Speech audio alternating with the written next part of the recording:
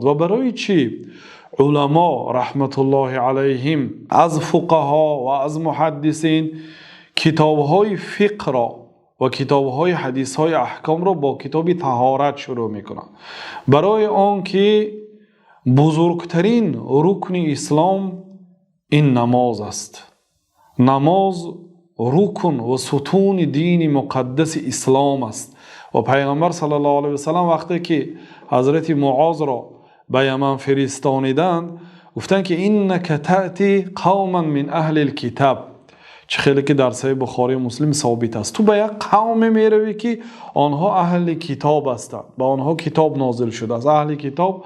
غالبا یهود و نصارا را گفته میشد و در اینجا بعض علما چه خیلی که در فتح الباری آمده است که منظور یهود است، چون در آن وقت در یمن یهود موجود بودند. تو به نزد یک قوم میروی که آنها اهل کتاب هستند، فلیکن اول ما تدعوهم الى توحید الله تعالی، در یک روایت یا در یک روایت الى ان یوحد الله تعالی، اولین عملی که آنها را به آن دعوت میکنی توحید الله تعالی باشد. یا در دیگر روایت بخاری آمده است که اولین دعوتی که آنها را دعوت میکنی به آن دعوت کن که الی ان یشهدوا، شهادت دهند که غیر الله سبحانه و تعالی دیگر معبودی بر حق نیست و شهادت دهند که محمد رسول الله و پیغمبر الله بنده الله کته شهادت دهند، گواهی دهند. فانهم اطاعوا لك فی ذلک، وقتی که آنها در این مسئله اگر تو را اطاعت کردند، یعنی به یگانگی الله تعالی شهادت دادند و به رسالت جناب رسول الله صلی الله علیه و سلم شهادت دادند و ایمان آوردند، فاعلمهم ان الله افترض علیهم 5 صلوات فی کل یوم و لیله، پس به آنها تعلیم ده که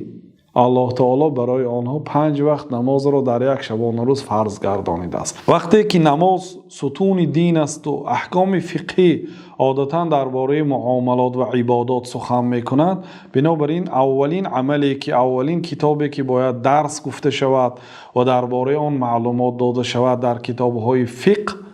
این کتاب نماز است. لیکن نماز مثل روزه و مثل زکات و حج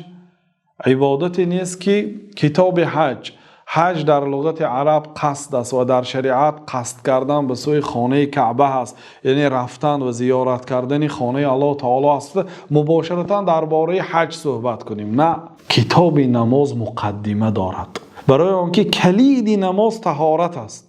و الله تعالی هم در سوره مائده آیه 6 میگوید که یا ایها الذین آمنوا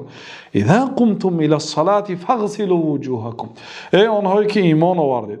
اگر شما وقتی که به نماز برخاستید، یعنی اراده نماز کردید، میخواهید نماز گذارید، فاغسلوا وجوهکم، شما رویهایتان را بشویید و دستهایتان را تا آرنج بشویید و به سرهای خود مسح کشید و پایهای خود را بشویید. ما را امری به طهارت کرد، بنابراین طهارت مقدم از نماز است. بنابراین علما پیش از آن که درباره کتاب طهارت سخن کنند، کتاب نماز سخن کنند، اول درباره طهارت گپ میزنند، برای آنکه بدون طهارت نماز حساب نمیشود. و در کتاب طهارت هم درباره آب سخن میکنند، کدام نوع آبها پاک است، کدام نوع آبها طهارت کنیم طهارت ما درست است. و اینچنین درباره ظرف ها سخن میکنم، باب درباره ظرف ها میگم، ظرف ها با کدام نوع ظرف ها ما طهارت کنیم درست است. در زمانهای قدیم ظرف های بود از پوست حیوان ها آماده میشد، آب که در داخل آن پوست می ایستاد، آن پوست با آب تاثیر میکنه. اگر پوست حیوانی حرام باشد مانند خوک مثلا، آیا با آن آب طهارت کرده می شود یا نه؟ یا با ظرف های تیلاگین و نقرگین آیا طهارت کرده می شود یا نه؟ احکامی ظرف ها را سخن میکنه. بعد از آن آداب طهارت